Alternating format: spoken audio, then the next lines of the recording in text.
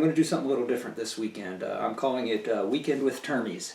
Anyway, the Terminator board game, yes, it was a bad joke, I know, but Terminator board game is on Kickstarter. It's a asymmetric game for 2 to 5 players.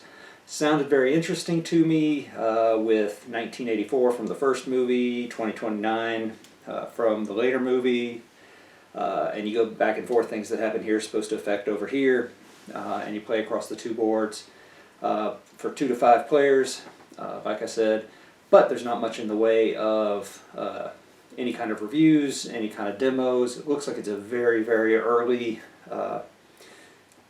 version in the Kickstarter, but they do have a print and play, so I decided to print it all up, cut it out this morning, and I'm going to do a run through of the game and see how it plays. I decided to just use some other models, you know, really I just want to pull out my Necrons and pretend they're Terminators. But so I've laid it out, I've done the setup already, and I'm going to do a run through, play a game or two, and then I'll come back and talk about it. Okay, so the rules. Now these are the 17-page print and play rules that were set up, and they clearly say this is just a 2 to 3 player game, just to give you a taste of the game. It has representations of all the different components of the game, but it's not all the cards and not all of the decks, and you know, it's pre-set up on the maps that are printed up where things will go to get you started faster. And that's all good, and it's, you know, clearly early, very early version. But even with that said, there's some really basic editing errors in here. Things like they talk about the 4 phases of the game and then list 5 phases, or the deploy phase is mislabeled the development phase. So there are some significant editing that even needs to be done in the 17-page print and play rules. Other things in the rules to note are just that it does have a setup. It lists the components from the core game, and it's very clear to say that they're not all going to be in there.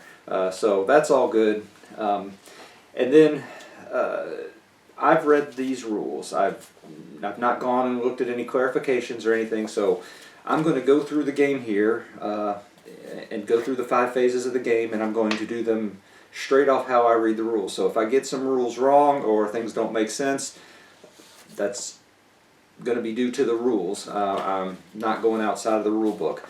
So this is a pure blind play test of these very beta rules. Now, along with the rule book, while there's no art in here, when I talk about rule books, I usually talk about artwork.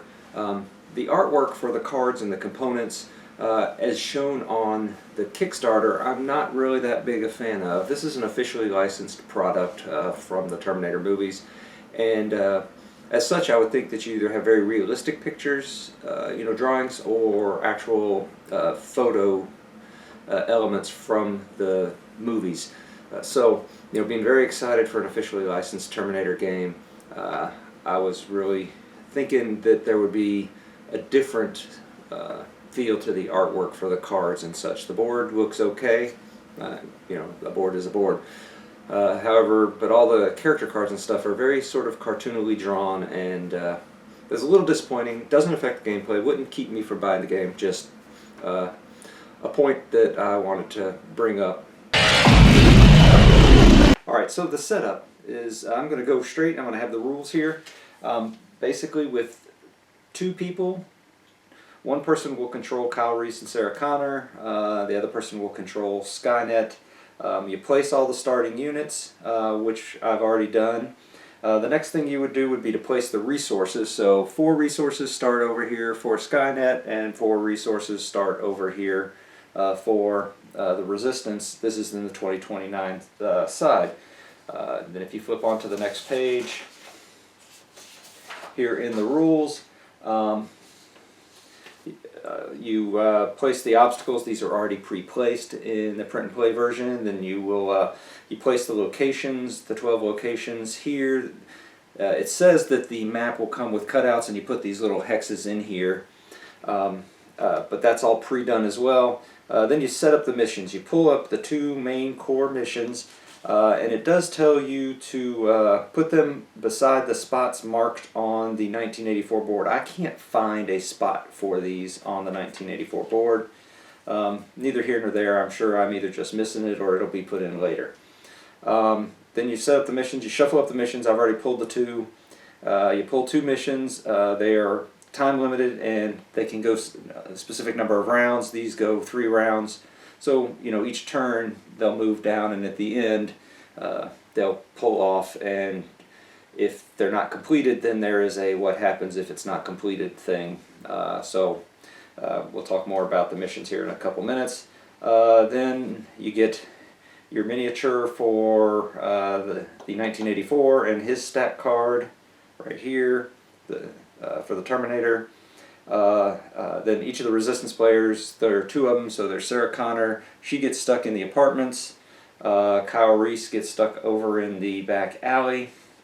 And the Terminator starts in the observatory. They each get their own activation card deck. They have their card which tells how many actions and what their defense is and their attacks and their move and how many wounds they have. And then you shuffle your action decks. I've already done that. Each Resistance player gets 4 cards. Skynet player gets 6 cards. And then that's really the entire setup. So setup's pretty easy. And then to start, first turn is started with Skynet gets the turn. After the first turn, the player who has the least points on their track gets their turns. I'm just going to use these. I didn't cut out. They have markers for these, but I didn't bother with them. But whoever has the least points gets to go first, and if it's ever tied, Skynet gets to go first. So that is the setup. Okay, so the first of the 5 phases is the initiative phase. We've already talked about that briefly, but just to go over it again, the objective of the game is to get to 7 points, and you get that by completing missions. Your core missions are worth a lot more, and there's an objective for each of those, one in 1984 and one in 2029, one for Skynet, each, and one for the Resistance. Then there are your alternate missions, which each player can go for, and so, for example, broadcast towers, I just happened to draw this one. Destroy the broadcast towers is what Skynet needs to do, and they get a victory point each time they remove one of the towers, which are these Mission A things. The Resistance protects the broadcast towers, and they get a victory point for each broadcast tower that was not destroyed at the end of the 3 turns. And then there's another one here. So to set up initiative each time, it's whoever has the least amount of points, and if it's ever tied, then it is Skynet that gets to go first. So that's really the initiative phase, is just deciding who goes first. Okay, the second phase is the action phase, and this is where most of the actual gameplay occurs. And the way action phase works, each Resistance player, so Sarah Connor and Kyle Reese in this case, have 2 action points. It's listed on their character card along with their other stats. The Skynet team gets 2 actions per Resistance player to use however they want. So while Kyle Reese he has to do 2 things and Sarah has to do 2 things, Skynet can do their stuff however they want with no limit. Other than these guys can be used once each and then they become exhausted, except for the Terminator in 1984, and he has a limit of 4 actions. Now actions are done through the use of the cards. So Skynet goes first because it's his first turn, and they have 6 cards in their hand. They start by drawing 1 card. Now cards can either be used in 1984, which is the top piece, or they can be used in 2029, which is the bottom section. So for example, this card says defend. After being attacked, you discard this card to draw 2 more cards, so it's a defense. Or in 2029, you can attack with 2 units. The other thing you can do one of those 2 things, or you can just do a basic action, which is to move if you're in 1984, attack if you're in 1984, interact in 1984, gain 1 resource over in 2029, activate one unit and then exhaust it. And so I could say, okay, I'm going to use this to activate this guy, and then you can do one move and one attack per activation. So for example, if we activated him, he could move. His move is 4, so he could go 1, 2, 3, 4. The range, he has a range 4 for his attack, 1, 2, 3, 4. He's not in range of anything, so then he would be exhausted, and you get a little exhaust marker. I'm going to turn him backwards to mark that. So that's how that would work. So in this case, I would actually take one over here in 1984, do a basic move action, and then I would use this next card, which is an attack card, and it says he gets to re-roll one of his attack dice. So pull out, and I just do this to show how attacks works. This is a policeman. Policemen have a defense of 2. The Terminator has a attack of 2, so he gets to roll 2 dice, and each dice that is above the defense, so that's 2 hits, so he would kill this policeman. So policeman is dead. If you attack and there's a policeman in here, the policeman would immediately attack you, but that doesn't matter. So that's then two actions done, and you put them by who you would do them. So these would be by him, so you know he's done 2 of his actions. And then we'll just burn one over here, move this guy 4, 1, 2, 3, 4, and exhaust him, and then we'll move this guy 4, 1, 2, 3, 4, and they're exhausted. So they're done, and that would be the end of Skynet's actions. Okay, for the resistance turn, it doesn't say in the rules to draw a card for the resistance like it does for Skynet, so I'm going to make the assumption that you wouldn't. So for Kyle Reese, so there's lots of different core missions. You know, one of the core missions for these guys in 1984 is to kill the Terminator. So for Kyle Reese, I think what I would do is I would, well, I'll burn this one to have him move towards the Terminator. He gets to move 2. That's one of his 2. And the other is, I'm just to show, it says draw a cache resource card and place it beside the 2029 board. So there are random cards here. I forgot to flip them over. So he draws one and he puts it over here. This is a cache card. Means, so in this case it's A. So what if the resistance guys can get here to A, they can harvest 9 resources. So then that would be his turn. So he's burned his 2 actions. These 2 cards that he used are discarded, so they'll go into a discard pile. And then you can do Sarah Connor's 4 actions. So I think she'll do the move to any other location, and I'll just have her move here. Or actually, no, we'll let her move here just so we can have her attack. And then we have your terminated card, so add 1 extra attack dice, so she gets 1 attack, it gives her 2, so she can attack the Terminator. So she gets a 6 and a 3. The Terminator's defense is a 4, so she gets 1 hit. So the way the Terminator's damage works, he doesn't get the same damage the same way as others. You draw the top card off of their deck and you stick it under his card, and so now he only gets 3 actions per turn instead of 4. So you're trying to get him to 4 hits so he can take 4 actions. Now he can do a repair action on his next turn to go ahead and take one of these back out. So that's really, and that would be the end of this, the action phase of turn 1. Okay, so there is a difference in attacking in 2029 than there is in 1984, and since I'm only going to play the 1 turn, we'll go ahead and talk about this. So in 2029 you do use line of sight, and it's easy line of sight rules, so if something's in the way, you can't see him, you can't shoot at him. You can divide your attack dice however you want. So if he's here and he happened to have 2 attack dice, he could say, but you have to declare ahead of time, he's going to have 1 attack him, 1 attack him. So that's sort of a difference in the way attacks work. Other than that, the other things you can do in the action phase is interact with things to pick things up. You can get resources over here. So these guys could garner resources. So they could burn one of their cards to get a resource, is what it says. And they can develop, which means you can build units to get your tank or to get higher level models. And then in 1984, like I said, he can repair. The Terminator can repair. So once a mission is done, you would just draw another mission. So, but we'll get to that in a moment. Alright, so that's really the action phase. So we've gone through, everybody's had all of their turns.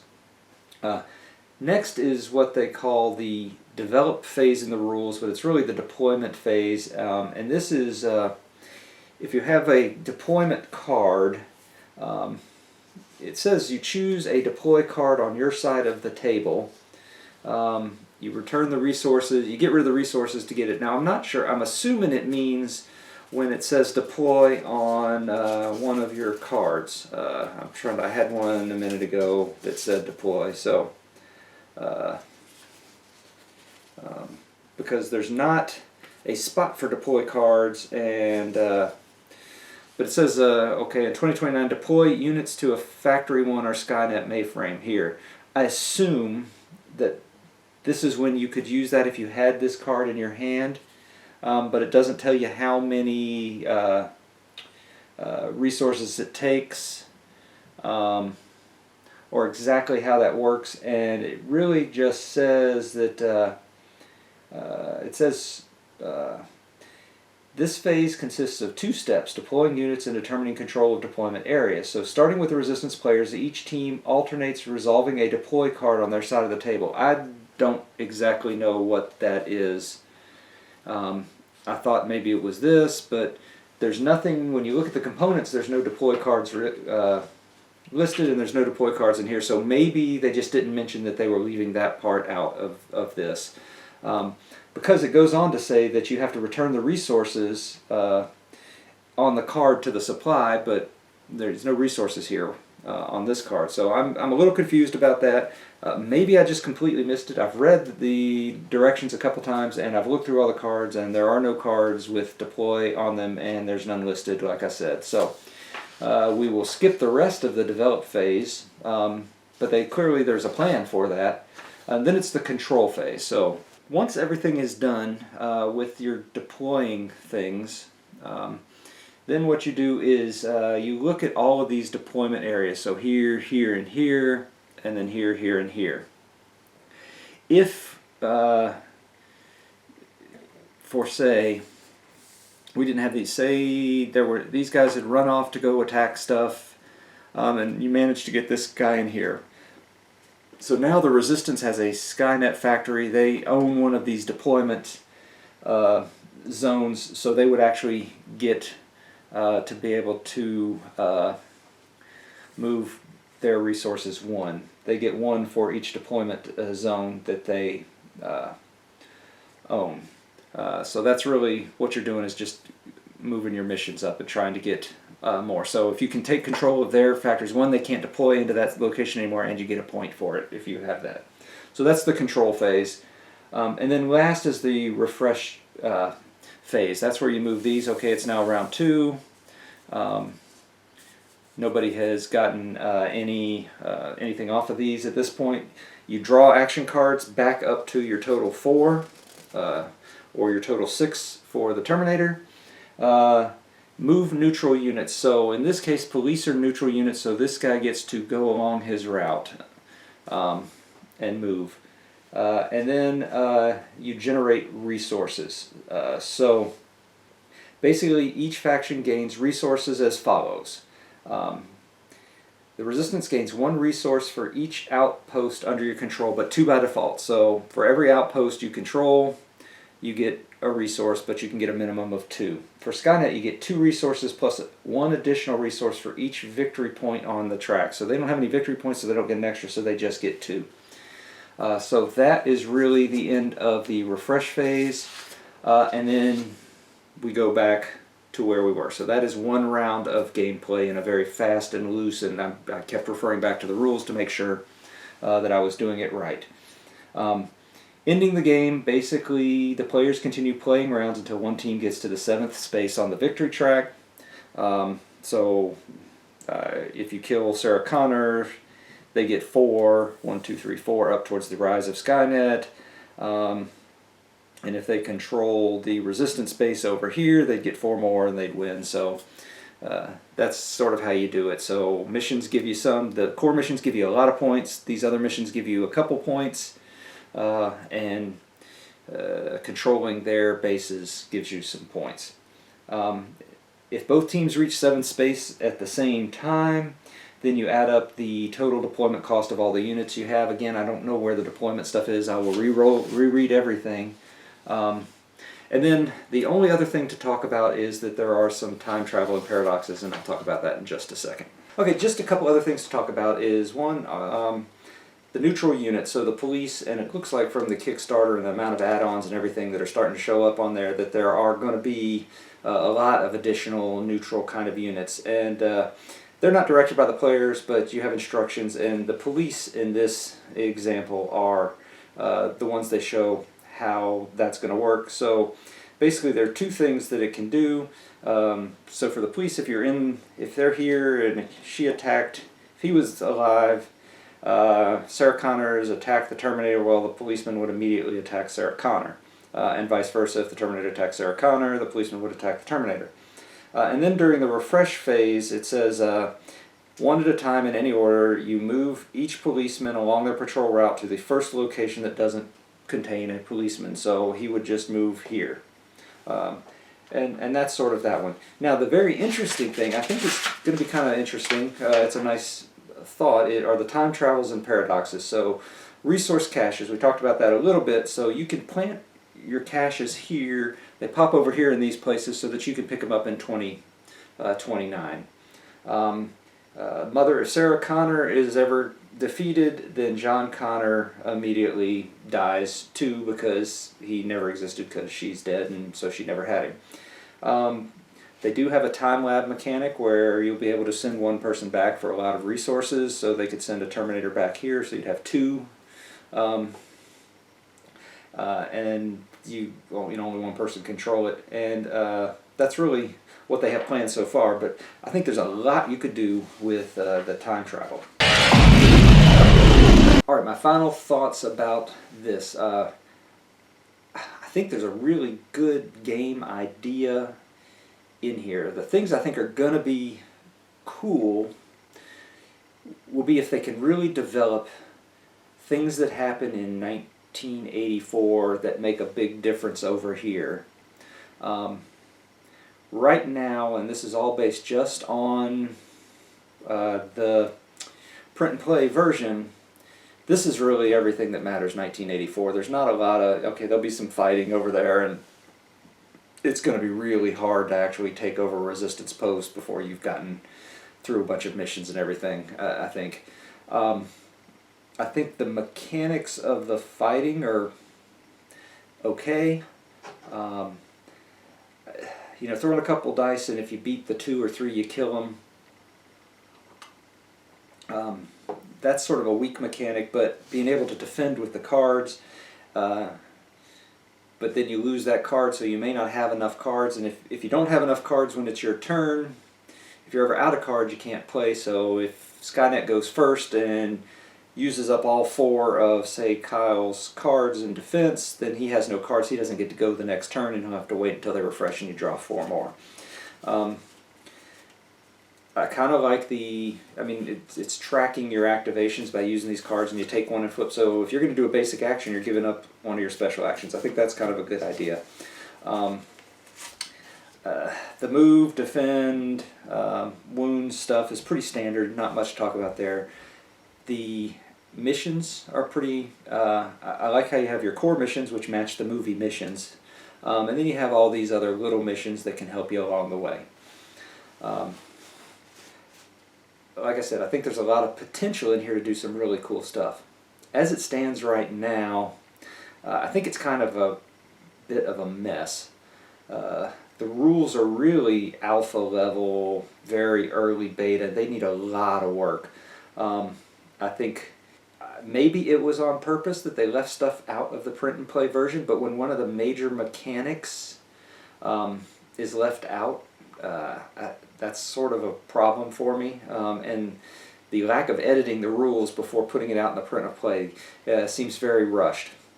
Overall, I think there's probably a good game in here, but it's not ready for prime time. For me, I think I'm going to watch and see what comes up over the course of the Kickstarter, see if they come out with some updated rules, see if they're farther along, what kind of artwork they show. But right now I think I'll probably wait for retail to see how it plays and how it pans out. Like I said, I think there's a good game here. I like some of the core ideas. I just think that it's a little early to tell how the game is going to come out. That's just my opinion. This is an unpaid review. I just wanted to print and play it. This, like I said, this is new for me. I've not done print and plays before. I usually just get the games. But I wanted to check this one out first after reading the rules. So I think that's probably about all I need to say. If I summed it up in 2 sentences, it would be, for me, it would be, I think there's a lot of great core ideas, but I'm going to wait and see how it pans out. It's too early for me to plunk down money on it. Just a quick update. While this was rendering, an update came out from Kickstarter. It showed some of the production samples being played of the game. So at least this kind of stuff is much farther along than it appears from the print and play. And they are going to put out an updated rulebook in the next week or so. So had to put that addition into this video. So with that said, doesn't change anything. I'm still going to wait and see what that rulebook looks like, see how this progresses, and then I will make a decision. But right now I still think it's too early to pull the trigger on this one.